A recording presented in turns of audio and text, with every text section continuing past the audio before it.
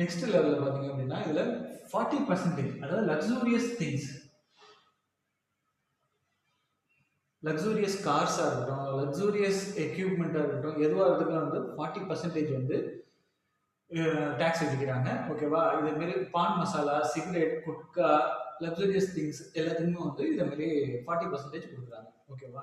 So அதுக்கான வரி விதிக்கிறது 40%. இதில் வந்து இன்சூரன்ஸ் பார்த்தோம் அப்படின்னா, ஹெல்த் இன்சூரன்ஸ் பார்த்தோம் அப்படின்னா 0%.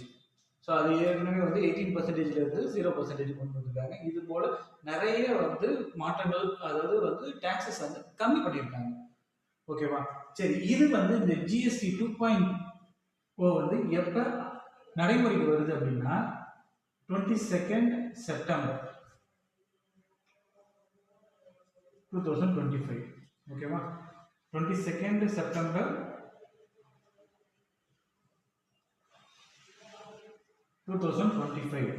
ஓகேவா? இந்த ஜிஎஸ்டி 2.0 வந்து நடைமுறைக்கு வராது 22 செப்டம்பர் 2025. சரி, ஓகே. நெக்ஸ்ட் லெவல் பார்த்தோம் அப்படின்னா இந்த ஜிஎஸ்டி 2.0வை கரெக்டாக நடைமுறைப்படுத்துறதுக்கு என்ன பண்ணணும்? ஓகேவா? அந்த ஒரு இன்சிடென்ட் ஒன்று இருக்கு. கரெக்டாக போய் மக்களை போய் சேருதா அப்படிங்கிறத தீர்மானிக்கணும், ப்ளஸ் கண்காணிக்கணும். ரெண்டாவது, அதுக்கான மேல்முறையீடுகள் வந்தது அப்படின்னா அதையும் விசாரிக்கணும். அதுக்காக ஒரு கமிட்டி போட்டுருக்காங்க, ஜிஎஸ்டி ஏடி, அதாவது goods and services tax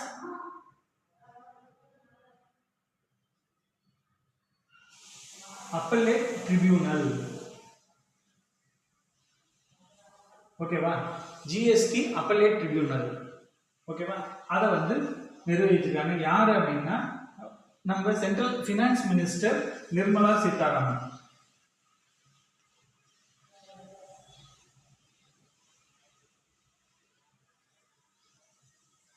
Nirmala Sitharaman வந்து அதை வந்து நிர்வகிக்கிறாங்க.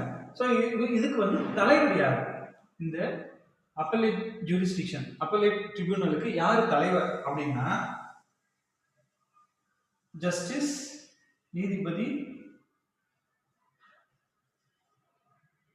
ஸ்ரீ